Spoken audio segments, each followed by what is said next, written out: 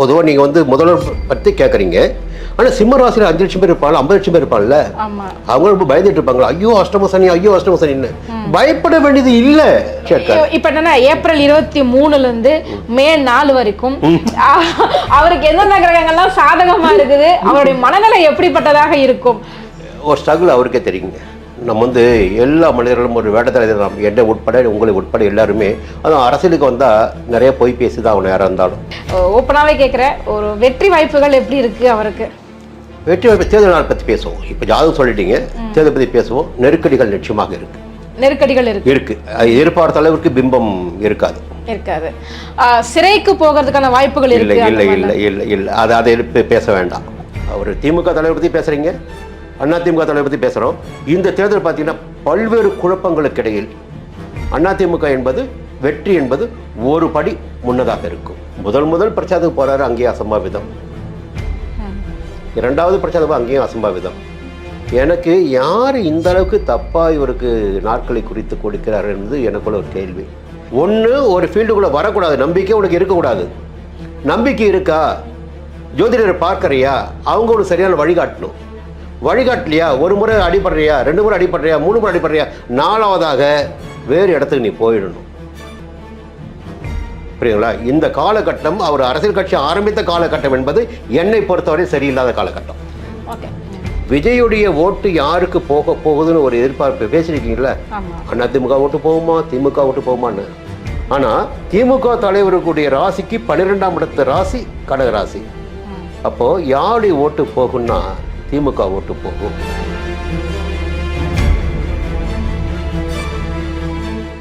நியூஸ்மேட் நேர்களுக்கு வணக்கம். இன்றைய நேர்காணலில் நம்மோடு இணைந்திருக்கிறார் ஜோதிடர் திருக்கோவிலூர் பரணிதரன் அவர்கள். வாருங்கள் பேசுவோம். வணக்கம் சார். வணக்கம்.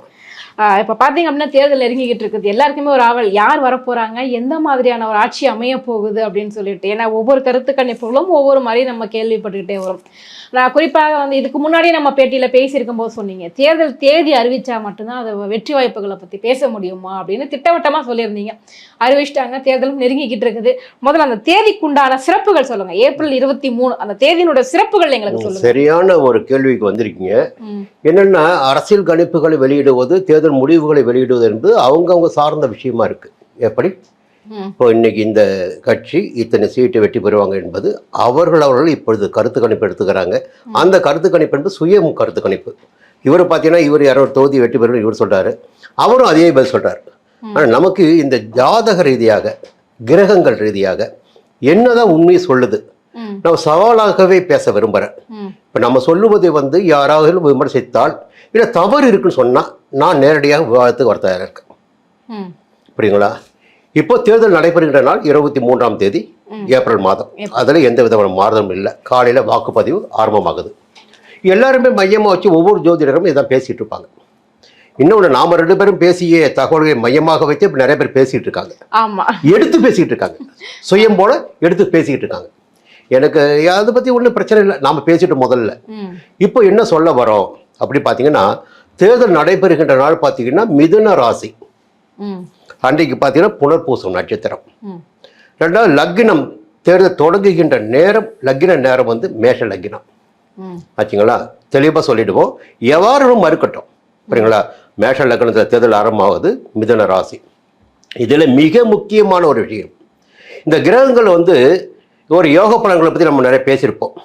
பௌர்ணமி யோகம், கஜகேசரி யோகம், நிறைய யோகத்தை பேசுவோம். தோஷங்களை பற்றியும் பேசுவோம்.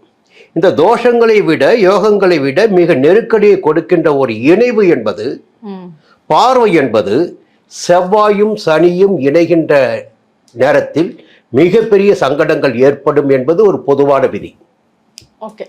செவ்வாய் சனி இணைவு என்பது சுய ஜாதகமாக இருந்தாலும் சரி, தேச ஜாதகமாக இருந்தாலும் சரி, மாநில ஜாதகமாக இருந்தாலும் சரி. அந்த 23ஆம் தேதி அது நடக்குது. செவ்வாய் சனி இணைவு இருக்கு. எதுக்கு குறிக்க வர, செவ்வாய் சனி இணைவு இருக்கு. ஏதோ ஒரு குழப்பம், ஏதோ ஒரு பிரச்சனை இங்க இந்த செவ்வாய் சனி இணைவு வந்து காட்ட போகுது. அங்க அது வந்து யாருடைய வீடுன்னு பார்த்தீங்கன்னா மீனத்துடைய வீடு, குரு பகவானுடைய வீடு. குரு எங்கிறது அங்கிருந்து 4ஆம் இடத்துல குரு இருக்கார். இப்போ தனித்த குருவுக்கு எப்பயுமே பிரச்சனை உண்டு. தனித்த குரு இருக்கூட சொல்லுவாங்க, ஆனால் கூட சந்திரன் சந்திரார். நான் அதை பத்தி பேச போறப்போ புரியுங்களா? இப்போ அந்த நேரத்தில் இந்த ஆட்சியை தீர்மானிக்கக்கூடிய, ஆட்சி அதிகாரத்தை வழங்கிடக்கூடிய சூரியன் உச்சமாக மேஷ ராசியில் சஞ்சரிக்கிறார். புரியுதுங்களா? அப்போ இந்த தேர்தல் களம் எப்படி இருக்கும்? எல்லா கிரகங்களுமே மிக முக்கியமாக கவனிக்க வேண்டியது, ராகு கேதுவிற்குள் அடைப்பட்டு விட்டது. எல்லா கிரகம், சந்திரன் உட்பட. இந்த கால சர்பதோஷம் சொல்லுவாங்க. தெளிவாக சொன்னால் கால வளவோட்டு கால சர்பதோஷம் சொல்லுவாங்க. அப்ப பெரிய சிக்கல்களை, பிரச்சனைகளை, ஒரு மாய பிம்பத்தை உருவாக்கினாலும் அந்த பிம்பம் உடைந்து விடக்கூடிய நிலையினை ஏற்படுத்தும். இந்த காலசர்ப்ப தோஷத்திற்கு ஆட்பட்ட ராசிகள் இருப்பாருங்க. எந்தெந்த ராசி சொல்லுங்க பார்ப்போம். கும்பத்துல ராகு, சிம்மத்துல கேது. அப்போ இப்படியே வருவோம். கும்பம், மீனம், மேஷம், ரிஷபம், மிதுனம், கடகம், சிம்மம். இந்த 6 ராசியை சேர்ந்தவர்களுக்கு இந்த நேரம் மிகப்பெரிய சோதனைகள் இருக்கும். அரசியல்வாதிகளாக இருந்தாலும் சரி, தனிநபர்களா இருந்தாலும் சரி. புரியுங்களா? இப்ப பாத்தீங்கன்னா நிறைய பேர் பாத்தீங்கன்னா நிறைய பிரச்சனை மாட்டிட்டு இருக்காங்க. இயல்பாகவே சொல்ல முடியாத மாட்டிட்டு இருக்காங்க. இந்த நேரத்தில் தேர்தல் நடைபெறுகிறது என்றால் அது ஒரு பெரிய பிம்பத்தை உடைக்கின்ற தேர்தலாக இருக்கும். எதிர்பார்ப்புகளை பூர்த்தி செய்ய முடியாத தேர்தலாக இருக்கும். ஒரு கனவு இருக்கு இல்லைங்களா, நான் அப்படி ஜெயிச்சிடுவேன், இப்படி ஜெயிச்சிடுவேன் கனவு. அந்த கனவுகள் இங்கே நிச்சயமாக நிஜமாக வாய்ப்பில்லை. ஓகே, யாராக இருந்தாலும் அந்த தேதி அப்படிப்பட்ட தேதியோட தேதி. இது நம்ம என்னன்னா கிரகத்தை மட்டும் தான் பேசுவோம். புரியுங்களா? இது இல்லைன்னு யாராவது சவால் விட்டுட்டோம், நான் பதில் சொல்ல தயாராக்க. புரியுங்களா? அந்த தேர்தல் நடைபெறுகின்ற நாள் மிகப்பெரிய சவாலான நாள். யாருக்கு சந்திராஷ்டமம் இருக்கும் சார்? யாரு சந்திராஷ்டமம் பாத்தீங்கன்னா விருச்சிக ராசி சந்திராஷ்டமம். பாத்தீங்கன்னா 12ஆம் இடம் பாத்தீங்கன்னா உங்களுக்கு யாரும் பாத்தீங்கன்னா கடகம். நான் எப்பவுமே இந்த 6, 8, 12 பார்ப்பேன் நடைமுறைக்கு. நீங்க சந்திராஷ்டமம் இயல்பான ஒரு விஷயம். என்ன, ஒரு தோல்வியை கொடுக்கும், பயத்தை கொடுக்கும், எதிர்ப்பை கொடுக்கும். புரியுதுங்களா? அதெல்லாம் உண்டாக்கும். இங்க சந்திராஷ்டமத்திற்கு உட்பட்ட ராசியை சேர்ந்த தலைவர்கள் இப்பொழுது இல்லை. எங்க தமிழக அரசியல் காலத்துல இருக்கிற 3 பிரதான தலைவர் பார்த்தீங்கன்னா கடகராசி ஒன்று, சிம்மராசி ஒன்று, கன்னிராசி ஒன்று. இந்த 3 ராசி தான். புரியுங்களா? இந்த 3 பேரை பத்தி பேச போறோம். அதிலே 2 ராசியினர் கால சர்ப்ப தோஷத்திற்குள் சிக்கி கொண்டிருக்கிறார்கள் என்பதான் நான் சூட்சமாக சொல்லிக் கொண்டிருக்கிறேன். ஆமா, அந்த தேதியில பார்க்கும்போது பாத்தீங்க அப்படின்னா நீங்க நிறைய விஷயம் சூட்சமா சொல்றீங்க. நான் உடச்சு பேசணும்னு விருப்பப்படுறேன். என்ன அப்படின்னா அன்றைய தினம் பாத்தீங்க அப்படின்னா கலவரங்கள், அந்த மாதிரியான விஷயங்கள், அசம்பாவிதங்கள் நடப்பதற்கான வாய்ப்புகள் எப்படிப்பட்டதாக இருக்கு? கூட புதன் இருக்கார், புதன் நீச்சமாயிட்டாருங்க. புரியுங்களா? 2வது பாத்தீங்கன்னா இந்த கடகராசி தான் தமிழ்நாடு. அதுக்கு 8ஆம் இடத்துல வந்து ராகுதான் இருக்காரு. ராகுக்கு குரு பார்வை. பெரும்பாலும் அன்று கலவரம் நடக்காது. அன்று பெருமளவில் பாதிப்பு. எப்பவுமே பார்த்தீங்கன்னா நடைமுறை இயல்புன்னு பார்த்தீங்கன்னா எல்லா பெரிய தாதாக்களாக இருந்தாலும், மிகப்பெரிய அரசியல்வாதிகளாக இருந்தாலும், வன்மத்தை மனதிற்குள் வைத்துக் கொண்டிருப்பாலும் சரி, அந்த மாலை 5 மணி வரை அமைதியாகத்தான் இருப்பாங்க. அவங்களுடைய சுய ரூபம் என்பது நிச்சயமாக வெளிப்படாது. அன்று கிரகங்களும் பார்த்தீங்கன்னா அன்றைக்கு சந்திரன் குரு இணைவு, கூட மாந்தி, மேஷ லக்னம், சூரிய உச்சம், பெருமளவில் அன்றைக்கு கலவரத்துக்கு சனி செவ்வாய் சேர்க்கை இருக்கு. அது வந்து இவங்களுடைய எண்ணத்தை ஈடேற்ற முடியாது இருக்கு. நிச்சயமாக தேர்தல் முடிவு வருவதற்குள் பெரும் கலவரங்கள் இருக்கு. ஆனா அன்றைய தேதியில் இருப்பதற்கு வாய்ப்பில்லை. அன்றைய தேதியில் நடக்காது. Okay okay. சோ அந்த தேதியினுடைய ஒரு சூட்சுமங்கள் அப்படின்னு எடுத்துக்கிட்டா எந்தெந்த ராசிகளுக்கு கொஞ்சம் பலமா இருக்கும் அப்படின்னு எடுத்துக்கலாம்? 11ஆம் இடம் என்பது பொதுவாகவே சந்திரனுடைய பார்க்கணும். அப்ப சிம்மத்துக்கு நல்ல நேரம். 10ஆம் இடம் பார்த்தீங்கன்னா கன்னிக்கும் நல்ல நேரம். இப்போ விஜய்னு பார்த்தீங்கன்னா 12ஆம் இடம். இந்த 3 பேர் ஜாதகத்தை பார்க்கும்போது 2 பேருடைய ஜாதகம் அன்று சாதகமாக இருக்கிறது. ஓகே, அந்த தேதியே கொஞ்சம் ஓரளவுக்கு சாதகமா இருக்கு. 2 சாதகமா இருக்கு. அவருக்கு விரயம் தான் இருக்கு. சரிங்களா? ஏன்னா ஒரே ஒரு கிரகத்தை மட்டுமே வச்சு எல்லாம் பேசிட்டு இருக்காங்க இல்லையா? அதே முதல்ல தப்புன்னு நான் சொல்றேன். ஒரு கிரகத்தை மட்டுமே வச்சு பேசக்கூடாது. இப்ப என்ன பேசணும்னா கடகத்துக்கு வந்து 9ஆம் இடத்துக்கு வந்து சனி போயிட்டாரு அப்படி பேசுவாங்க இல்லைங்களா? மற்ற கிரகங்களை பார்க்கணும் இல்ல. இப்ப பாத்தீங்கன்னா 8ஆம் இடத்துல ராகு இருக்காரு. இப்ப 12ஆம் இடத்துல சஞ்சரித்து கொண்டிருக்கின்ற குருவுடைய பார்வை 8ஆம் இடத்துக்கு இருக்கு. இன்னும் கொஞ்ச நாள் போச்சு குரு வந்து ராசிக்குள்ள வருவாரு. நிறைய மாற்றங்கள். இத கடிகார முட்களை போன்றதுங்க கிரகங்கள். மாற மாற ஒரு மனிதனுடைய வாழ்க்கை மாறிக்கிட்டே இருக்கும். நீங்கள் எதிர்பார்க்காத ஒவ்வொன்றும் நடந்து கொண்டிருக்கும் வாழ்க்கைகள். ஆனா இது அனுபவிக்க தெரிந்து கொள்ள என்ன ஆகுன்னா, ஓ இது சரி, இது உண்மை என்ற எண்ணத்துக்கு எல்லாம் வந்துடுவோம். அப்போ காலங்கள் நகரும் போது கிரகங்கள் அவருடைய பணியினை செய்து கொண்டு ஒவ்வொரு ஜாதகருக்கு என்ன பலன்களை கொடுக்க வேண்டும், எப்படி நடக்க வேண்டும், எந்த இடத்தில் அமர வைக்க வேண்டும் என்ற நிலையில அவர் வழங்குகிறார்கள். ஏவும் சுயம் கிடையாது. கண்டிப்பா. இல்ல எனக்கு ஒரு சந்தேகம் என்னன்னா, அன்றைய தேதியில பாத்தீங்க அப்படின்னா இந்த நேரத்துல போய் ஓட்டு போட்டா சிறப்பாக இருக்கும். இது வந்து என்னடா இது இப்படி எல்லாம் கேள்வி கேட்கறாங்க. நேரங்காலம் பார்த்து ஓட்டு போடுறவங்களும் இருப்பாங்க. இது குறிப்பாக இது கட்சிக்காரங்களுக்காக நான் கேட்டேன். இது கட்சிக்காரன்னா இது வந்து நீங்க எப்படி தெரியுங்களா, நான் மழுப்பலே கிடையாது. நான் சொல்லுவேன் எல்லாருக்குமே, ஒரு முகூர்த்த நாள் இப்போ என்கிட்ட கேட்கிறாரு ஒருத்தர், இன்னைக்கு முகூர்த்த நாளுங்க, நான் வந்து இன்னைக்கு கல்யாணம் வச்சுக்கலாமா, இன்னைக்கு முகூர்த்த நாளுங்க கிரக பிரவேசம் வச்சுக்கலாமா, இப்படி கேட்குறாரு. நான் அவர்கிட்ட சொன்ன ஒரே ஒருத்தர் வந்த மாதிரி ஜாதகத்தை அனுப்புங்கன்னு கேட்டேன். ஏன் இது கேட்டேன்னா, முகூர்த்த நாள் என்பது பொதுவான நாள் கிடையாது யாருக்குமே. இப்ப நீங்க என்ன கேட்டீங்க ஆரம்பத்துல, அன்னைக்கு சந்திராஷ்டமி யாருக்கு, அன்னைக்கு விரைச்சந்திரன் யாருக்கு? மிகப்பெரிய தவறு தமிழகத்தில் நடந்து கொண்டு இருக்கு. அப்ப ஜோதிடர்கள் மீது பழி போட்டு இருக்காங்க. ஜாதகம் பற்றி தெரியாதவர் சொல்கின்ற தகவல், இன்றைக்கு முகூர்த்த நாள், இன்றைக்கு முகூர்த்தம் வச்சுக்கலாம். ஆனா என்னன்னா, அந்த நாள் வந்து அந்த ஜாதகருக்கு யோகமாக இருக்கிறதா, எப்படி லாபஸ்தானத்தில் சந்திரன் இருக்காரா, இல்ல அஷ்டமஸ்தானத்தில் சந்திரன் இருக்காரா? நிறைய பேர் தப்பு பண்றது, நிறைய பேர் திருமண வாழ்க்கை உடைந்து போவதற்கு காரணம் கூட இந்த நேரம் காலம் பார்க்காமல், இந்த முகூர்த்த நாள் சொல்லிட்டாங்களா, இன்னைக்கு முகூர்த்த நாள், நம்ம இன்னைக்கு முகூர்த்தம் பண்ணிடலாம். அப்ப அன்னைக்கு உனக்கு விரையராசி சந்திரன் தான், அன்னைக்கு 8ஆம் இடத்துல சந்திரன் தான். சுய ஜாதகத்தை பாருங்கள். குரு ஓரை அன்னைக்கு ஆரம்பிக்குது, 6 to 7 குரு ஓரை, வியாழக்கிழமை, புரியுதுங்களா? அப்படியே மாற்றம் வந்துட்டே இருக்கும். குரு ஓரையில பெரிய அசம்பாதம் நடக்காது தான், அதான் சொல்றாங்க, புரியுங்களா? சுபிட்சம நாள் வியாழக்கிழமை, குருவாரம், காலை 6 to 7 குருவாரம் தான், புரியுங்களா? அப்படிலாம் கிடையாது. அரசியல்வாதிகள் வந்து எல்லாருமே இப்போ எல்லோருமே வெளிவேஷம் போட்டுக்கொண்டு இருக்கிறார்கள் என்பது என்னுடைய முழுமையான என்னுடைய பார்வை. ஏன் தெரியுங்களா? யாருமே ஜோதிடர்களை கேட்காம எந்த பகுத்தறிவுவாதியும் எந்த வேலையும் கையில் எடுக்கல. அது உண்மைதான் சார், புரியுங்களா? இந்த சவால் விடுறேன், புரியுங்களா? நீ ஜோதிடரை கேட்காம வேலை சரியா பார்ப்போம். ஜோதிடரை கேட்டுக்கொண்டு தான் ஒரு வேலையை ஒருத்தர் செஞ்சுட்டு இருக்காங்க. உங்க ரகசியமான ஈடுபாடு ஒண்ணு, நீங்க போக மாட்டீங்க, உங்க தம்பி போகலாம், உங்க பிள்ளை போகலாம், உங்க மனைவி போகலாம், உங்களுக்காக உங்களுடைய வெல்விஷர் ஒருத்தர் போகலாம், உங்க ஜாதகத்தை தூக்கிட்டு அவங்க சொல்றதை நீங்க கேட்டு செய்வீங்க. இன்னைக்கு என்கிட்டயே 10 ஜாதகம் இருக்கு, விஐபி ஜாதகம், மினிஸ்டர் ஜாதகம் என்கிட்ட இருக்கு, புரியுங்களா? ஏன் தெரியும் எனக்கு, இவர்கள் எல்லோருமே நான் ஜோதிடர்களை கேட்காமல் எந்த காரியத்தில் இறங்குவதில்லை. அது சொல்லுகின்றவர்கள் ஒழுங்கா சொல்றாங்களா, அதுதான் முக்கியம். அது நமக்கு வேண்டாம். கண்டிப்பா. அந்த நான் சவாலுக்கு எப்பயுமே தயாராக எல்லா விஷயத்துலையுமே. சொல்லுங்க. சோ அப்ப அந்த 23ஆம் தேதி வந்துட்டு கொஞ்சம் அப்படி இப்படின்னு இருக்கக்கூடிய ஒரு நாள், ஏற்ற இறக்கங்கள் நிறைய இருக்கக்கூடிய ஒரு நாள் தான். கொஞ்சம் கவனமாக செயல்பட வேண்டும் எல்லா தலைவர்களுமே.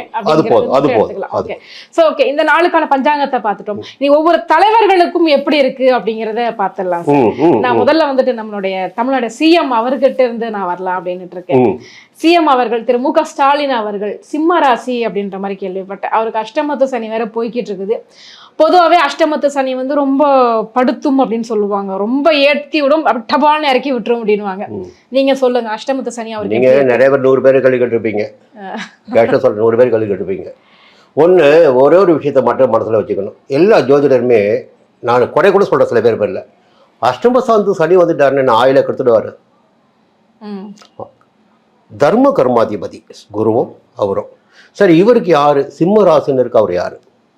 6ஆம் இடத்துக்கு அதிபதி, 7ஆம் இடத்திற்கு அதிபதி, 6க்கும் ருணரோக சத்துருஸ்தானத்திற்கும் சப்தமஸ்தானத்திற்கும் அதிபதி. அப்போ 8ஆம் இடத்திற்கு சனி போகின்ற போது எல்லாருமே புரிஞ்சுக்கணும். பொதுவாக நீங்க வந்து முதல்வர் பற்றி கேட்குறீங்க, ஆனா சிம்ம ராசியில் 5 லட்சம் பேர் இருப்பாங்க, 50 லட்சம் பேர் இருப்பாங்கல்ல, அவங்க ரொம்ப பயந்துட்டு இருப்பாங்களா, ஐயோ அஷ்டம சனி, ஐயோ அஷ்டம சனின்னு. பயப்பட வேண்டியது இல்லை. சனி என்ன பண்ணுவாரு, உயிரை மட்டும் எடுப்பதில்லை சனி. நல்லா புரிஞ்சுக்கங்க, சனி கர்மகாரகன். நீ செய்த பாவ புண்ணியங்களுக்கு ஏற்ப பலன்களை வழங்கி கொண்டிருப்பவர் சனி பகவான். நான் சேலஞ்ச் பண்ணுவேன், உன் ஜாதகத்தை கொண்டு வா, இந்த நேரத்தில் இது நடக்கும் சேலஞ்ச் பண்ணுவேன் நான். புரியுதுங்களா? இன்னைக்கு ஏன் ஒவ்வொருத்தரும் நிறைய பேர் இன்னைக்கு ஆலயங்களுக்கு போயிட்டு இருக்காங்க, என்னுடைய குறிக்கோள் என்னன்னா, வழிபாடு என்பதும் பூஜை என்பதும் பரிகாரம் என்பதும் ஆலயங்கள் மட்டும்தான். யாரால் பாதிப்பு ஏற்பட்டிருக்கோ அங்க நீ போ. சரி, ஓகே. இப்ப என்னன்னா, இவருக்கு அஷ்டம சனி, எல்லாமே பயந்துட்டு இருக்காங்க. அஷ்டம சனியில் சில பேர் பார்த்தீங்கன்னா கரடு முரடா, நம்ம ஜோதிடர்களுக்கு பார்த்தீங்கன்னா எனக்குள்ள அரசியல் இருக்குங்க, இல்லை சொல்லவே இல்லை. இல்லை தார்மீகமாக நான் சொல்றேன்னா, இந்த தொழிலுக்கு வந்த பிறகு தனிநபர் அரசியல் தனியாக போய் பார்க்கும்போது உங்கள் அரசியல் பேசிக்கிங்க. ஒருத்தர் ஜாதகம் பார்க்க வராங்களா, அவங்ககிட்ட ஜாதகத்தை மட்டுமே பேசுங்க, இதை கொள்கை. அப்படி பார்க்கின்ற போது சிம்மராசினருக்கு அஷ்டம சனி பெரிய பாதிப்பை ஏற்படுத்திவிடும். ஆட்சியில் அவர் அமர்ந்தாலும் உடனடியாக வேறு ஒரு முதல்வராக கூடி இப்படிலாம் மறைமுகமாக பேசிட்டு வராங்க. இதே முதல் தப்பு. சனி என்னென்ன பண்ணுவார்னா, முதல்ல உடல்ல ஒரு பக்கம் கை வைக்கலாம், இது ஒரு பகுதி. உடல்ல ஒரு பக்கம் கை வைக்கலாம். இல்லையா உங்களுக்கு வழக்கு விவகாரங்களை ஏற்படுத்தலாம். எப்படிங்க? வழக்கு விவகாரங்கள் ஏதாகிலும் ஒரு வழக்கு மேலே போட்டு நீங்கள் சிறைச்சாலைக்கு போக வேண்டிய சூழ்நிலை கூட ஏற்படுத்தலாம். சிறைச்சாலைக்கும் போகலை, வழக்கும் போடலை, உடம்புக்கும் ஒன்றும் இல்லை, அவமானப்படுத்தலாம். அல்லது உங்களுடைய செல்வாக்கில் ஒரு சரிவினை ஏற்படுத்தலாம். இது அஷ்டம சனி செய்கின்ற பலன்.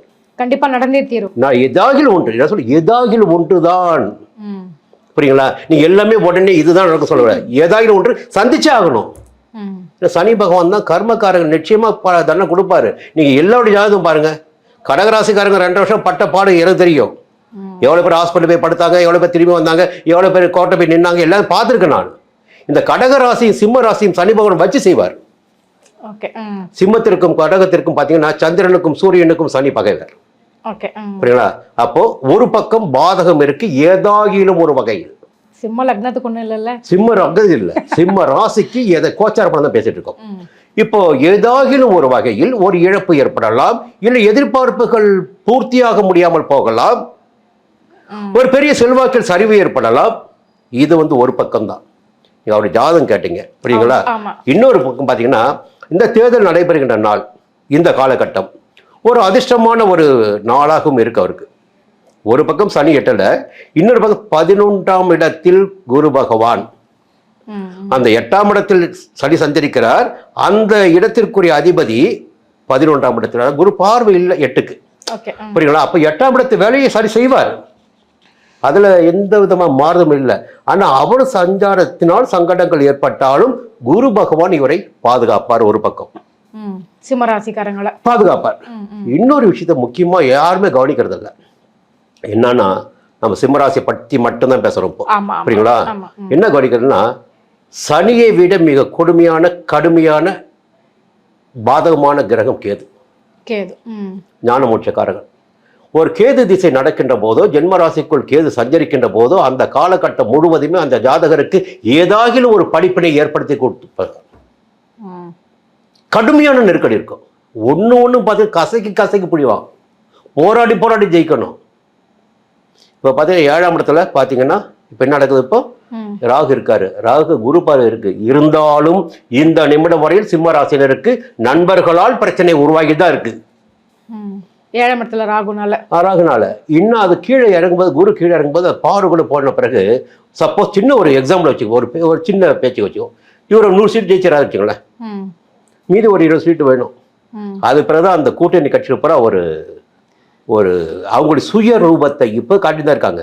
சுய ரூபத்தை நிச்சயமா காட்டுவாங்க கூட்டணி கட்சிக்காரங்க. நிச்சயமா இருக்கு. அது கூட்டணி கட்சி 7ஆம் இடம் தான், நட்பும் 7ஆம் இடம் தான், மனைவியும் 7ஆம் இடம் தான்.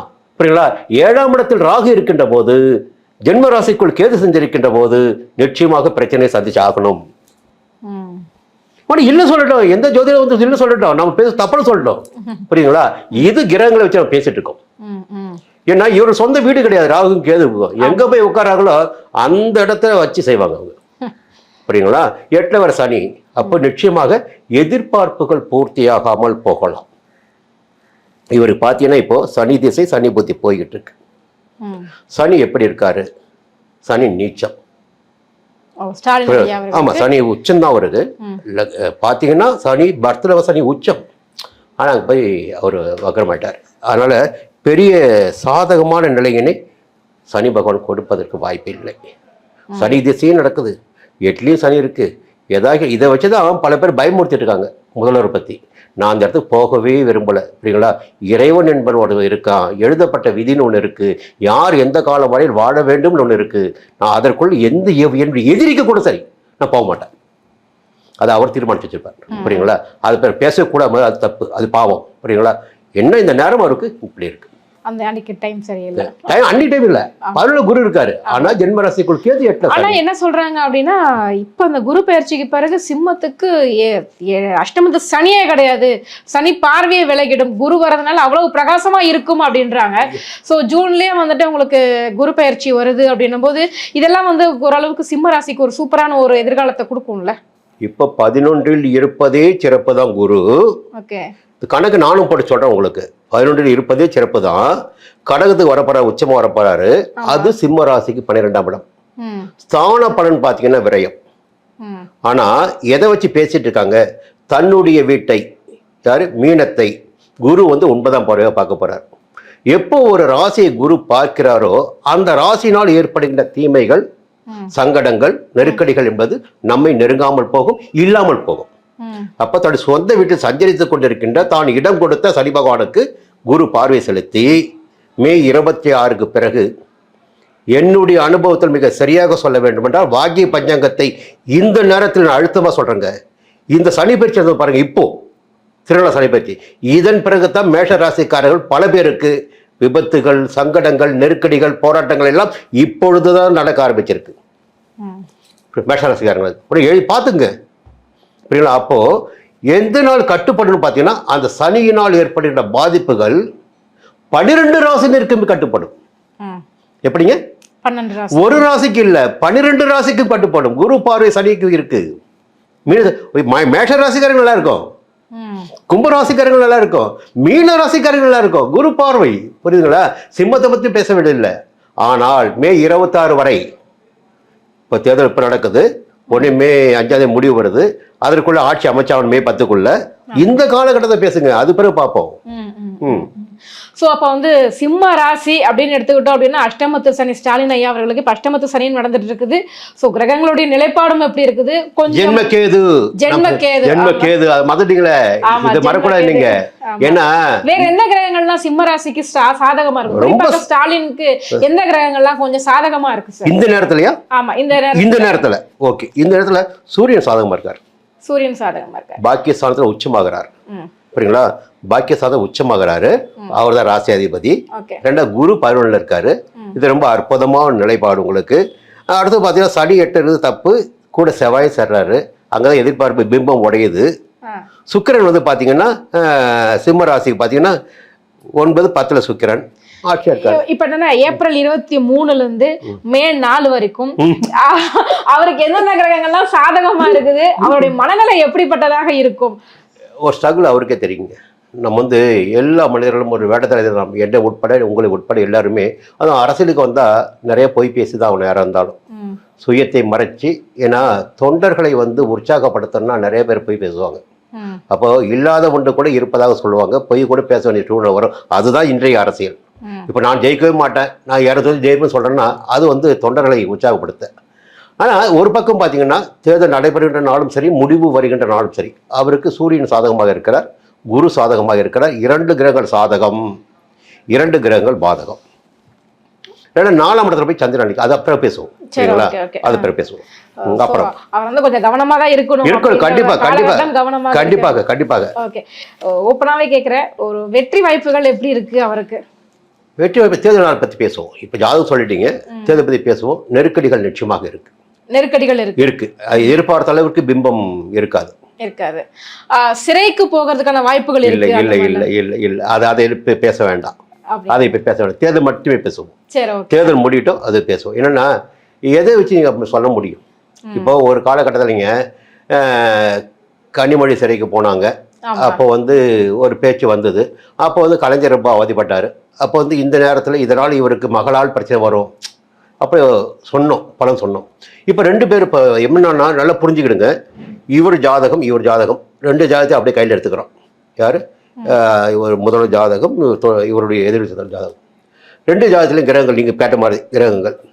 இதை 2ஐயும் பார்ப்பதை விட நடைபெற்று வருகின்ற திசாபுத்தி ஒரு பக்கம் பார்க்க போகிறோம். அதற்கும் மேலாக இன்றைக்கு இந்த ராசிக்கு எங்கே சந்திரன் இருக்கிறார், நட்சத்திரம் என்னவாக இருக்கிறது, தாரா பலன் எப்படி இருக்கு, அதை வச்சு முடிவு பண்ணிடுறோம்.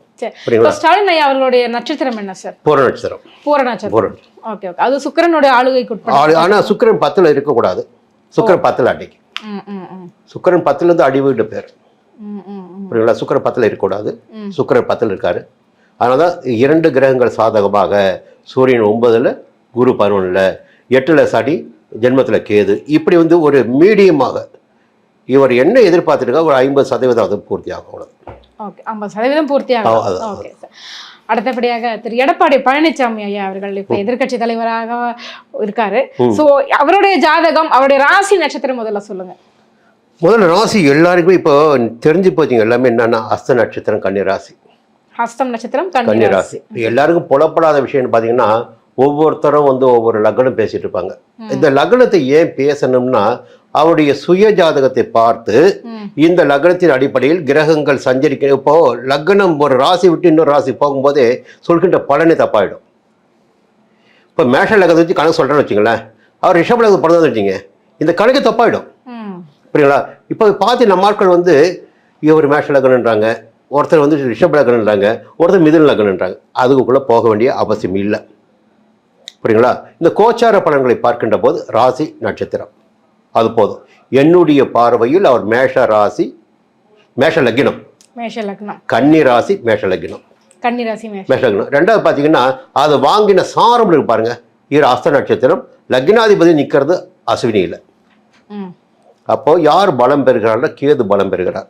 ஒரு விஷயம் ரொம்ப சிறப்பாக சொல்ல வேண்டும் என்றால் சனி இவருக்கும் உச்சம், இவருக்கும் உச்சத்துல இருக்காரு. ஆனா 7ஆம் இடத்துல சனி இருக்காரு, கண்டக சனி அப்படின்ற மாதிரி சொல்லுவாங்க. இல்லை, இப்ப நான் சொல்றேன் பர்த் ஜாதகம் சொல்றேன். பர்த் ஜாதகம். ஓகே. சனி உச்சம். சனி எங்க இருக்கார்? துலாத்துல உச்சமாக இருக்காரு. சனி உச்சமாக இருந்தால் ஒரு அரசியல்வாதிக்கு பார்த்தீங்கன்னா சூரியன், சனி, குரு போன்ற கிரகங்கள் பலமாக இருந்து விட்டால் அரசியலில் பெரிய ஜெயிக்க முடியும். சனி தான் தொண்டருடைய பலம். புரியுங்களா? மக்கள் செல்வாக்கு. சனி வந்து அடிமட்ட மக்கள் தொண்டர்கள். அந்த செல்வாக்கு எப்படின்னா சனி பலமாக இருக்கணும். சனி உச்சமாகவே இருக்கிறார். ரெண்டாவது பார்த்தீங்கன்னா ரொம்ப துணிச்சலான ராசிக்கு வந்து 3ல் செவ்வாய் ஆட்சியாக தைரியம், தன்னம்பிக்கை, வேகம், வீரியம், பராக்கிரமம் எல்லாவற்றையும் கொடுப்பவர் சனி செவ்வாய். அந்த செவ்வாய் வந்து குரு பார்க்குறார். இன்னும் கூட குருமங்கள யோகமும் கிடைச்சி போச்சு இவருக்கு. முதல்வருக்கு இருப்பது போலவே சூரியனும் சந்திரனும் சப்தமாக பௌர்ணமி யோகமும் இவருக்கு. பௌர்ணமி யோகம் எல்லா யோகமும் இருக்கு. சாதாரண மனிதனாக எங்கு பிறந்திருந்தாலும் கிரகங்கள் சரியாக அமர்ந்து விட்டால், பூர்வ புண்ணிய பலன்கள், கர்ம வினைகள் சரியாக இருந்து விட்டால் அவரால் உச்சத்தை தொட முடியும். இப்போ இவர் இருக்காருங்க, இவர் பிறந்த நேரத்தில் ஒரு 50,000 பேர் பிறந்திருப்பாங்களா? ஏன் மற்றவங்களா ஜெயிக்க முடியல? அவர்களுக்கும் அதே சனி உச்சம்தான், அங்கே 7 தான், பௌர்ணமி யோகம் தான், குருமங்கள யோகம் தான். ஏன் ஜெயிக்க முடியல? அவர்களுடைய கர்ம வினை. நான் பரணி நீங்க வச்சுங்களேன், பரணி நட்சத்திரம் நீங்க தரணி ஆளு சொல்றீங்க, எல்லா பரணி தரணி ஆளுதா? மகன் ஜெகம் ஆளு சொல்றீங்க, எல்லா மகன் ஜெகம் ஆகணுமா? ஓ கர்ம வினை. இப்ப ஆனா என்ன ஒரு பேசிக்னா இது யாரும் சூட்சம் புரிஞ்சுக்கணும். என்னன்னா ஒரு மகன் வந்து நாட்டை ஆளுன்னு வச்சுங்களேன், இன்னொரு மகன் மாநிலத்தை ஆளும், இன்னொரு மகன் மாவட்டத்தை ஆளும், இன்னொரு மகன் பார்த்தீங்கன்னா ஒரு பஞ்சாயத்தை ஆளும், பஞ்சாயத்து தலைவராக வர முடியும். இன்னொரு மகன் பார்த்தீங்கன்னா 10 பேருக்கு மத்தியில் பெரிய ஆளாக இருக்கலாம். அப்போ நீ செய்த கர்ம வினைகளுக்கு ஏற்பத்தான் உன்னை கொண்டு போய் கிரகங்கள் நிப்பாட்டி வைக்கிறாங்க. நீ எங்கே இருக்க வேண்டும், நீ செய்த புண்ணியங்கள் இந்த அளவுக்கு இருக்கு, உன்னை கர்ம வினைக்கு ஏற்ப உனக்கு இந்த இடத்த கொடுக்குறேன். புரியுங்களா? அப்போ இவருக்கு எல்லா கிரகங்கள் எல்லாம் சாதகமா இருக்கு.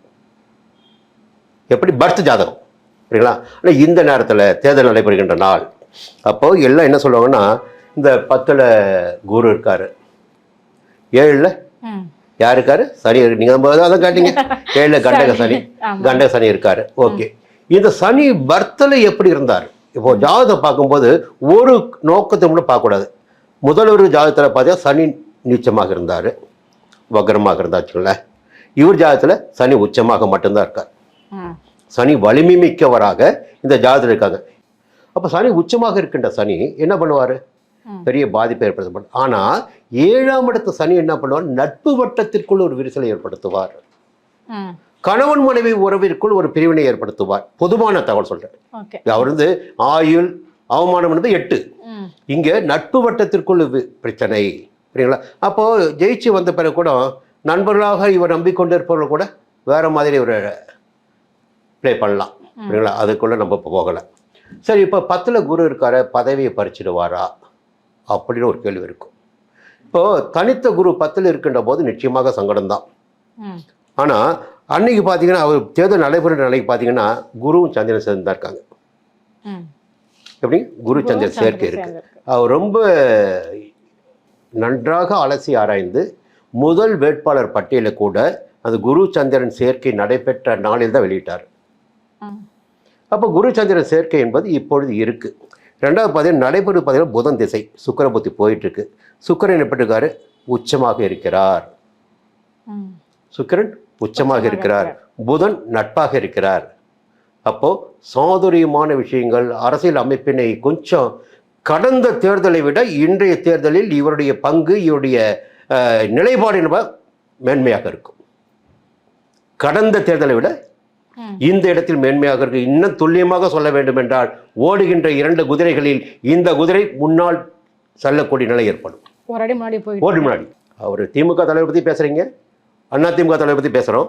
இந்த தேர்தல் பார்த்தீங்கன்னா பல்வேறு குழப்பங்களுக்கு இடையில் அதிமுக என்பது வெற்றி என்பது ஒரு படி முன்னதாக இருக்கும். பெரிய வெற்றில யாருக்கும் கிடையாது, எல்லாமே நூலடையாகத்தான் இருக்கும்.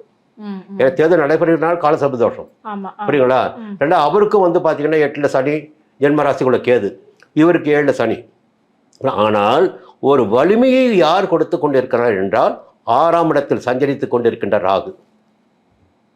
நவம்பர் மாதம் வரையிலும், அப்போ நவம்பர் மாதம் வரையில் இவரை யாரும் எதுவும் செய்து விட முடியாது. அந்த இன்னைக்கு பார்த்தீங்கன்னா தேர்தல் பிரச்சாரத்தில் அந்த பக்கம் திமுக அணியில் 100 பேர் இருந்தாலும் இவர் இங்கே பெரும்பாலும் இவர் தான். எல்லாரும் சவால் விடக்கூடிய அளவுக்கு எப்படி இருக்காரு பார்த்தீங்கன்னா, அந்த பர்த் ஜாதகம் மட்டுமல்ல, இன்றைய கோச்சார ரீதியாக 6ல் சஞ்சரித்துக் கொண்டிருக்கின்ற ராகு இவரை துணிச்சலாக நடைபெற வைக்கின்றார். எதிரிகளை வீழ்த்திடக்கூடிய நிலையினை அந்த 6ஆம் இடத்து ராகு இவருக்கு கொடுப்பார். அப்போ ஒரு கிரகம் சாதகமா இருக்கு. அப்போ நிச்சயமாக இந்த தேர்தலில் இவருக்கு ஒரு இடம், முக்கியமான இடம் இருக்கு. இவருக்கு சூரியன் எந்த இடத்துல இருக்காரு சார்? அது எந்த அளவுக்கு ஆட்சி பலமா இருக்கு சார்? லக்னாதிபதி இவருக்கு வந்து லக்னத்திலே சூரியன் உச்சமா இருந்தார், அதான் பார்க்கணும். லக்னத்திலே சூரியன் உச்சம், பயப்பட அவசியம் இல்லை. இன்னொன்று, நீங்க சூரியனை பத்தி கேட்குறீங்களா, சூரியன் இவருக்கு யாரு? நம்ம சூரியன் 12ஆம் இடத்து அதிபதி ராசிக்கு, விரையாதிபதி ராசிக்கு தேர்தல் நடைபெறுகின்ற போது 8ஆம் இடத்துல போய் உட்கார்றாரு. தப்பு இல்லையே, விரையாதிபதி அஷ்டம் மறையலாமே, அது மறைவுஸ்தானம், புரியுங்களா? இவரே 12 மறைவு தான், அவர் 8 போய் மறையிறாரு. தேர்தல் நடைபெறுகின்ற நாளிலும் சரி, முடிவு வருகின்ற நாளிலும் சரி. எனக்கு என்ன ஒரு சந்தேகம்னா, அரசியலை பொறுத்த வரைக்கும் வந்துட்டு சூரியன் பலமா இருக்கணும் அப்படின்னு சொல்லுவாங்க. சூரியன் மட்டுமே கிடையாது, சூரியன் மட்டுமே. சூரியன் அப்படியே எல்லாரும் சூரியன் பலமா இருக்காங்களா? சூரியன் மட்டுமே கிடையாது, புரியுங்களா? எல்லா கிரகத்தையும் பார்க்கணும். நீங்க எல்லாருமே ஒரே நபரை வச்சுக்கிட்டு இப்போ 9 பேர் இருக்காங்க. 9 பேர்ல இன்னொருத்தர் இருக்காரு, சனி இருக்காருல்ல, ராகு இருக்காருங்க, இவருக்கு குரு இருக்காரு. பதவி குரு நினைச்சா கொடுக்க முடியும், புரியுங்களா? அந்த 6ஆம் இடத்தை குரு பார்க்குறாரு, குரு பார்க்குறாரு, புரியுங்களா? 4ஆம் இடத்தை குரு பார்க்குறாரு, சந்தோஷமா சுகத்தை கொடுக்கின்ற இடம். 2ஆம் இடம் தன குடும்ப வாக்குஸ்தானத்தை குரு பார்க்குறாரு. இப்போ புரியுங்களா? எல்லா வகையிலும் குருவுடைய பவர் நல்லா இருக்குது. அப்படி அதான் இருக்குது. அதே மாதிரி இப்போ நீங்க சொல்லும் போது நண்பர்கள் ஸ்தானம், மனைவி ஸ்தானம், குடும்ப ஸ்தானத்துல கொஞ்சம் பிரச்சனைகள் வரும் அப்படின்னு நிச்சயமாக வரும். அப்படின்னு பார்த்தோம் அப்படின்னா, இப்போ 7ல் வந்துட்டு சனி இருக்கும் போகுது, கண்டிப்பாக அவர் கூட்டணிகளுக்குள்ள ஏதாவது பிரச்சனைகள் வருவதற்கான வாய்ப்பு என்னன்னா, இப்போ வேற மாதிரி பேசணும்னா எப்படி பேசணும்னா, இவர் 100-110 சீட்டு ஜெயிக்கிறாரு, இவர் ஒரு முடிவு எடுக்கிறாரு, இவருடன் இருப்பவர்களே வந்து அந்த முடிவு கூட ஏற்றுக்காம போயிடலாம், புரியுங்களா? முதுகலை கொத்தலாம். இதெல்லாம் நடப்பதற்கு வாய்ப்புகள் உண்டு, இல்லையா? சரி, இன்னொரு 2 பேரை கூட வச்சுக்கிட்டு தான் நாம் வந்து இந்த இடத்த எடுக்க முடியும், தொட முடியும், நாளை கூட வரலாம். ஆனால் நிச்சயமாக நல்ல நேரம் எங்கே பிரச்சனை வரும்னா, யாரை நம்பிக்கொண்டு இருக்கிறாரோ அவர்களால் பிரச்சனை ஏற்படும். ஒத்தவரி சூட்சமா சொல்லியிருக்கீங்க, புரிஞ்சுக்கணும். முதல்வர் யோகம் இருக்கா? அது கேட்டாதான் நீங்க அப்படியே மழுப்புறது கிடையாதுங்க. இப்ப என்னன்னா, இந்த தேர்தல் வந்து ஒரு அதிசயமான தேர்தல் என் பார்வையில். வழக்கமான தேர்தல் பார்த்தீங்கன்னா, நீங்க கேட்பீங்களா ஆரம்பத்தில், அப்போ கலைஞர் ஜாதகத்தில் பார்த்தா 8ஆம் இடத்துல போய் சந்திரன் இருப்பார். சின்ன உதாரணம் சொல்றேன். இந்த அம்மா ஜாதகத்தில் பார்த்தீங்கன்னு வச்சுங்களேன், அவர் யோகத்தை சந்திரன் இருப்பார். இந்த தேர்தல் பார்த்தீங்கன்னா ரொம்ப விசித்திரமா சந்திரனுடைய சஞ்சாரங்களும் 2 பேரும் சாதகமா இருக்கு, தாரா பலனும் 2 பேரும் சாதகமா இருக்கு, புரியுங்களா? எல்லா நேரத்தையும் அப்படி சரிசமமாக போயிட்டு இருக்காங்க. நான் சொல்றேன், 2 பேருமே பேலன்ஸ் பண்ணிருக்காங்க, தவிர மிகப்பெரிய அளவில் தோல்வி என்பது 2 பேருமே கிடையாது, சூழ்ச்சியுமே கிடையாது. நான் வந்து நழுவலும் கிடையாது, மழுப்பலும் கிடையாது. 23ஆம் தேதி எடப்பாடி ஐயா அவர்களுக்கு சாதகமா இருக்கும் நினைக்கிறேன். அதான் சொல்லிட்டேன், உங்களுக்கு சாதகமா இருக்கு சொல்லிட்டேன். சாதகமாக இருக்குது. இருக்கு. சோ இன்னும் கொஞ்சம் முயற்சி பண்ணா கூட. ஏன்னா 23ஆம் தேதி பாத்தீங்கன்னா, ராஜ 10ஆம் இடம் என்பது பதவி குறிக்கின்ற இடம். அங்கே சந்திரன் இருக்காரு, கூட குருவோட சேர்ந்திருக்காரு. அப்போ சிம்மத்தை விட கன்னிக்கு அன்னைக்கு நல்ல நேரம் தான், நல்லா இருக்கு. அதே மாதிரி முடிவு வருகின்ற நாளும் பார்த்தீங்கன்னா கன்னிக்கு நல்லா இருக்கு. சிம்மத்துக்கு ஒரு பய உணர்வு இருக்கும் அன்னைக்கு, கன்னிக்கு வந்து துணிச்சலாக இருக்கும். கண்டிப்பா. சார், அடுத்தபடியாக திரு விஜய் அவர்கள் தாவேகா புதுசா கட்சி ஆரம்பிச்சிருக்கிறாரு. ஸோ அவர் வந்து வருங்கால சிஎம் ஆவதற்கான எல்லா அறிகுறிகளும் இருக்குது. ஜோதிடர்கள் நிறைய பேர் பின்னாடி இருந்து அவர் ஊக்கம் கொடுக்குறாங்க அவர் குறிச்சு கொடுக்குற நாள்ல தான் வந்துட்டு தேர்தல் கட்சி ஆரம்பிச்சாரு, தேர்தல் பிரச்சாரத்துக்கு முன்னெடுத்தாரு, நிறைய விஷயங்கள் ஜோதிடர்களுடைய வழிகாட்டுதல் படி தான் நடக்கிறாரு அப்படின்னு சொல்லிட்டு இருக்காங்க. ஸோ அவருடைய ஜாதகம் என்ன, அவருடைய ராசி கட்டம் என்ன சொல்லுது சார்? இப்போ ஜோதிடர்கள் யாராக இருந்தாலும், நானாக இருந்தாலும், யாராக இருந்தாலும் நல்ல நேரத்தை சரியாக பார்த்து குறித்து கொடுக்கணும். ஆமா, சின்ன விஷயத்துக்கு வந்துடுறேன். முதல் பிரச்சாரத்துக்கு போறாரு, அங்கேயும் அசம்பாவிதம். இரண்டாவது பிரச்சாரம் அங்கேயும் அசம்பாவிதம். எனக்கு யார் இந்த அளவுக்கு தப்பாக இவருக்கு நாட்களை குறித்து கொடுக்கிறார் என்பது எனக்குள்ள ஒரு கேள்வி. எனக்கு அந்த தவறான விஷயத்தை கையில் எடுப்பவர்கள் பின்னால் நம்ம எப்பயுமே போகிறது கிடையாது. நிச்சயமாக அவருக்கு இதுவரை ஜாதக ரீதியாக வழிகாட்டி கொண்டிருப்பவர்கள் தவறாக வழிகாட்டி கொண்டிருக்கிறார் என்பதை 100% சொல்ல முடியும். புரியுதுங்களா? என்னன்னா இல்லை என்றால் எந்த அசம்பாவிதம் நடக்காதுங்க. முதல் பிரச்சாரமே அசம்பாவிதம், கரூர் அசம்பாவிதம். புரியல? ஒவ்வொன்றாக பார்த்தீங்கன்னா எல்லாமே தவறு. அந்த நாட்கள் தவறு. 8ஆம் இடத்துல சனி இருந்தது அப்போ, புரியுங்களா? 2ஆம் இடத்துல கேது. திரும்பி அவரை பற்றி பேசியிருக்கேன். எனக்கு என்னென்னா யாராக இருந்தாலும் ஜாதகத்தை பற்றி மட்டும்தான் நான் பேசுவேன். நீ யாரான்னு இருப்போ கவலை கிடையாது. உன் ஜாதகம், இந்த ஜாதகம் எனக்கு கிடைத்திருக்கு, இந்த ஜாதகத்தின்படி உன் நிலைமை எப்படி இருக்கு, உன் ராசி கடகராசி கண்டுபிடிச்சிருக்கு. 2ஆம் இடத்துல கேது இருக்கும்போது என்ன ஆகும்? வார்த்தை ஸ்தானம். எங்கே போய் சிக்குவீங்க நீங்கள்? உங்கள் வார்த்தையை விட்டுட்டு அந்த வார்த்தையின் வழியாக அதிகபட்சமான எதிரிகளை நீங்கள் சம்பாதித்துக் கொள்வீர்கள். அப்போ சொன்ன அடக்கி வாசிங்க, வார்த்தைகளின் நிதானம் வேணும் அப்படி சொல்லியிருந்தேன். ஆனால் அவர் கேட்கல. புரியுங்களா? நீங்களும் சொல்லியிருந்தீங்க. நிறைய என்னை பழைய வீடியோ பாருங்க. பிரச்சனை என்பது அங்கதான் உங்களுக்கு வரும் சொல்லியிருந்தேன் நான். ஆனால் அவர் கேட்கல. 8ஆம் இடத்துல சனி, இந்த நிதானம் வேணும் சொல்லியிருந்தேன். அதையும் கேட்கல. யாரோ தவறாக வழிகாட்டி கொண்டிருக்கிறார்கள், இது தவறு என்பதும் பேசியிருக்கேன். புரியுங்களா? ஒன்று ஒரு ஃபீல்டுக்குள்ளே வரக்கூடாது, நம்பிக்கை உனக்கு இருக்கக்கூடாது. நம்பிக்கை இருக்கா? ஜோதிடரை பார்க்கறியா? அவங்க ஒரு சரியான வழிகாட்டணும். வழிகாட்டலையா? ஒரு முறை அடிபடுறியா, 2 முறை அடிபடுறியா, 3 முறை அடிபடுறியா, 4வதாக வேறு இடத்துக்கு நீ போயிடணும். புரியுங்களா? இந்த காலகட்டம் அவர் அரசியல் கட்சி ஆரம்பித்த காலகட்டம் என்பது என்னை பொறுத்தவரை சரியில்லாத காலகட்டம். ஓகே, இப்போ அவருடைய ராசி என்ன சார்? கடகராசி. நட்சத்திரம் நட்சத்திரம் பூச நட்சத்திரம். பூச நட்சத்திரம். இப்படி கூறப்படுகிறது. மாதிரி சொல்றேன், தெளிவா சொல்றேன், இப்படி கூறப்படுகிறது. அவருடைய லக்னம் ஏதாவது? லக்னம் பார்த்தீங்கன்னா உத்திரம், பார்த்தீங்கன்னா கன்னி லக்னம். கன்னி லக்னமாக இருக்குது. ஏன்னா வந்துட்டு இப்போ என்ன சொல்றாங்கன்னா, கடகத்துக்கு வந்து அஷ்டமத்து சனி வந்து முடிஞ்சிருச்சு, பாக்கியத்துல வந்துட்டு சனி இருக்கிறாரு. ஸோ பாக்கிய சனி ஒரு கிரகத்தை வச்சு முடிவு பண்ண முடியாது. பட் இருந்தாலுமே பார்த்தீங்க அப்படின்னா பாக்கிய சனி வந்துட்டு அள்ளி கொடுக்க போகிறார் அப்படின்னு நிறைய யூடியூப் ஜோதிடர்கள் சொல்லிட்டு இருக்காங்க. ஸோ அதில் தான் நான் கேட்டேன். இப்போ என்னுடைய கணிப்பில் நான் தெரிந்து கொண்ட உண்மைகள் என்று பேச வேண்டும் என்றால், 12 ராசிகளில் சனி பகவான் சஞ்சரித்துக் கொண்டிருக்கின்ற காலகட்டத்தில் பாக்கியஸ்தானமான 9ஆம் இடத்துக்கு வருகின்ற போதுதான் எந்த ராசினராக இருந்தாலும் அளப்பரிய யோகத்தை கொடுப்பார் சனி.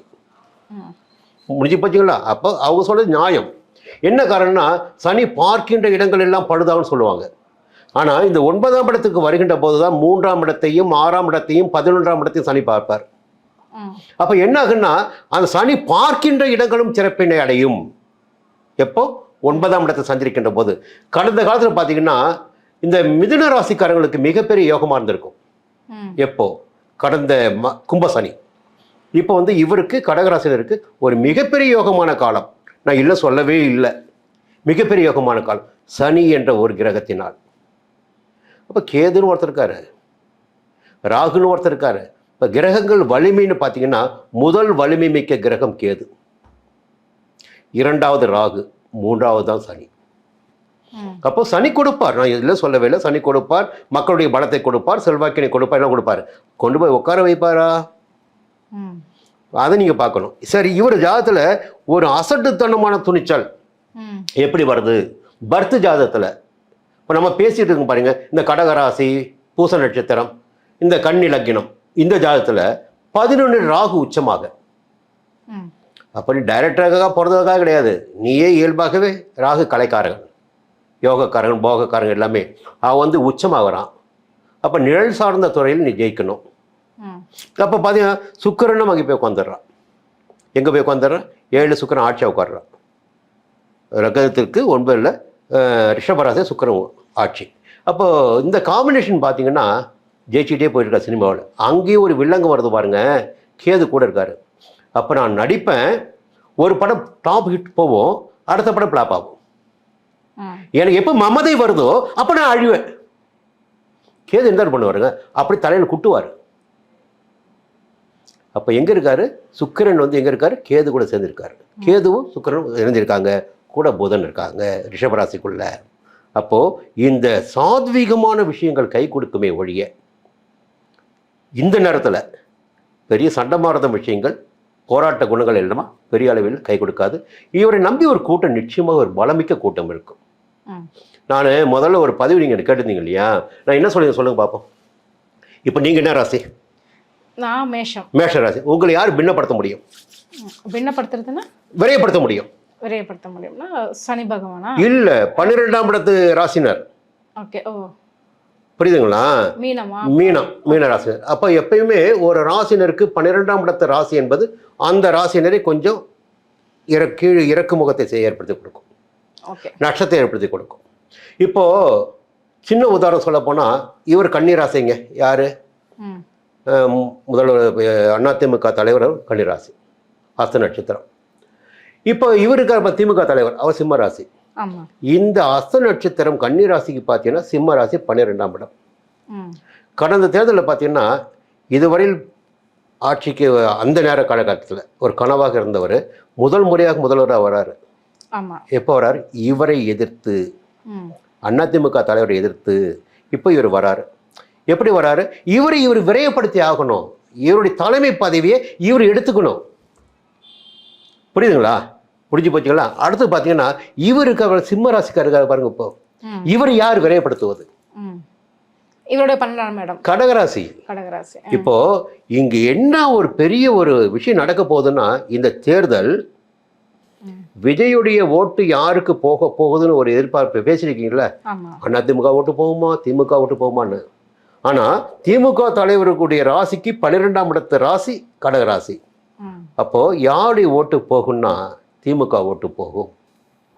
இவருக்கு திமுக தலைவருக்கு ஒரு இறங்கு முகம் வருகிறது என்றால் தேர்தலில் அது கடகராசியை சேர்ந்த விஜயால் நடக்கும்.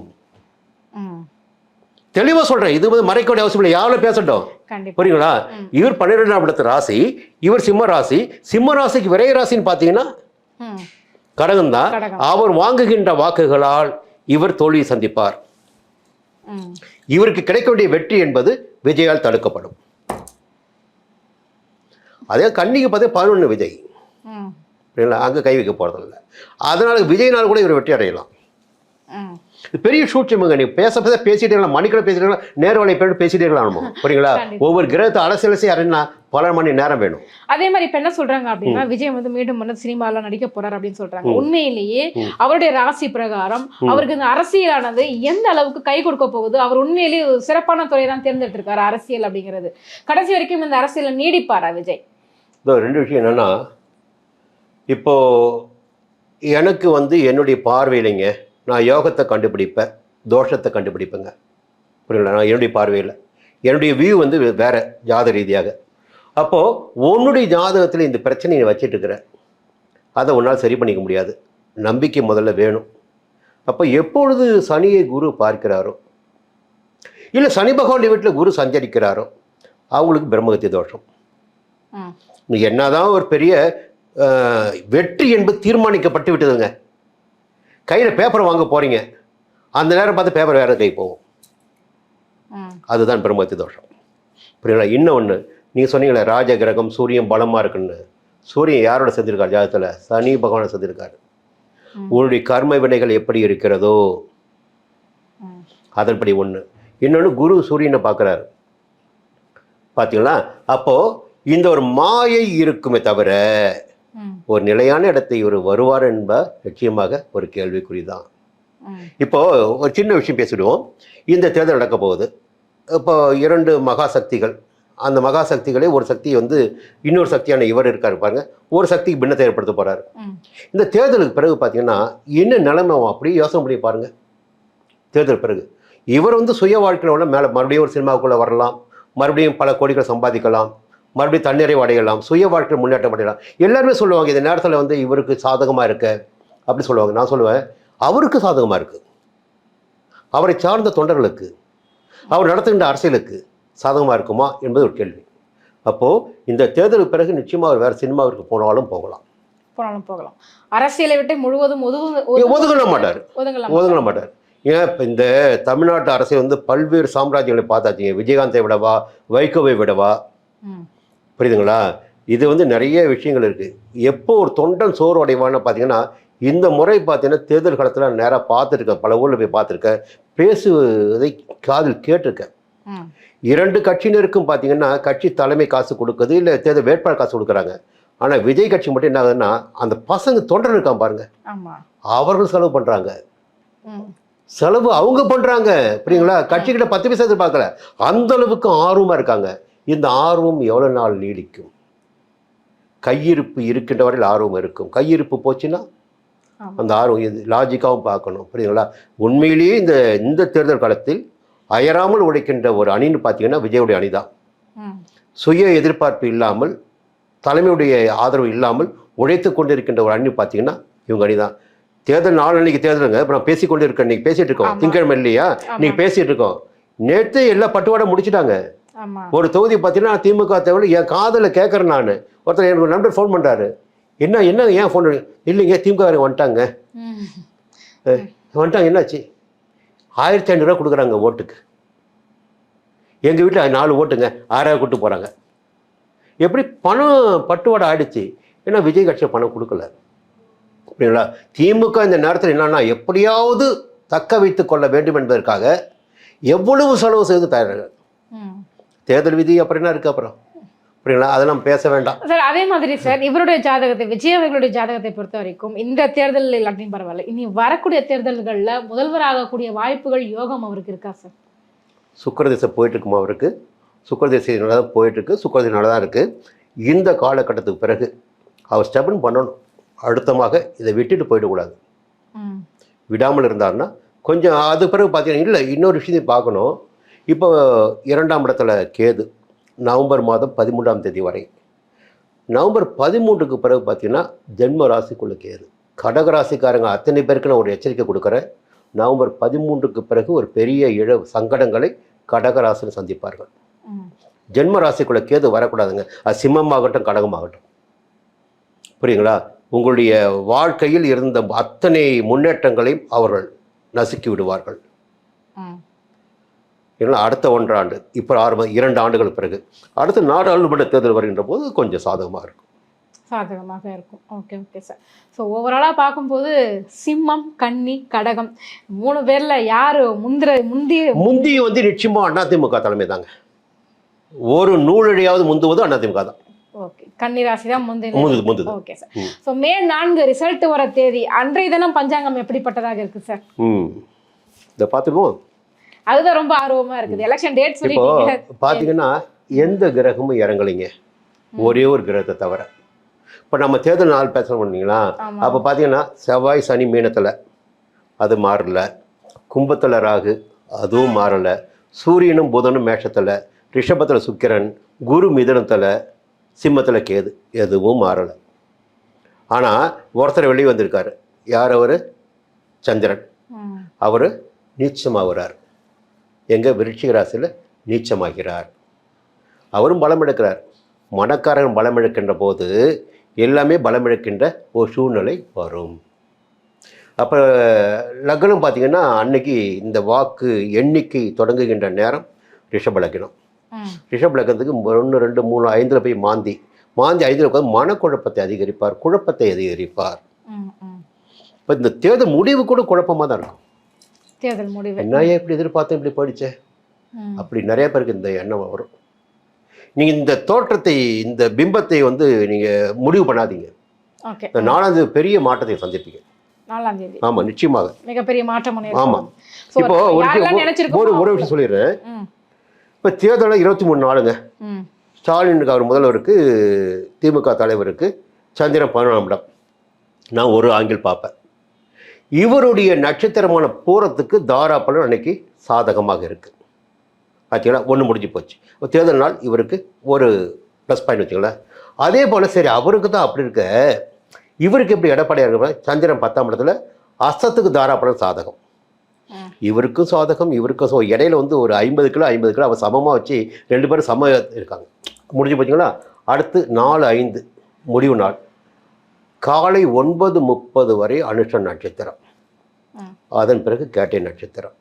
இப்போ பார்த்தீங்கன்னா இவருக்கு திமுக தலைவருக்கு அன்றைக்கி நாளில் சந்திரன் ஒரு கிளி பயம், இந்த தேர்தல் முடிவு வருகின்ற போது ஒரு பயம் என்பது அவருக்கு இருக்கும். என்ன ஆக போகுதோ ஏதாக போகுதோ இல்லை நெகட்டிவ் ஆகிடுமோன்ற ஒரு பயம் இருக்குது. நம்ம ஜாதகம் பேசுகிறோம், நாளில் சந்திரன் அப்படிங்களா.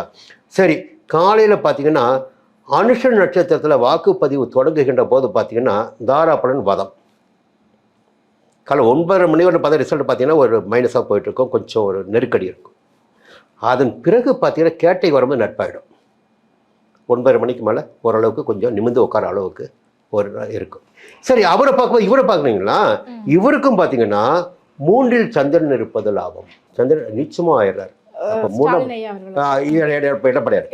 எடப்பாடியார் 3இல் சந்திரன் நீச்சமாவது இவருக்கு யோகம் பண்ணீங்களா.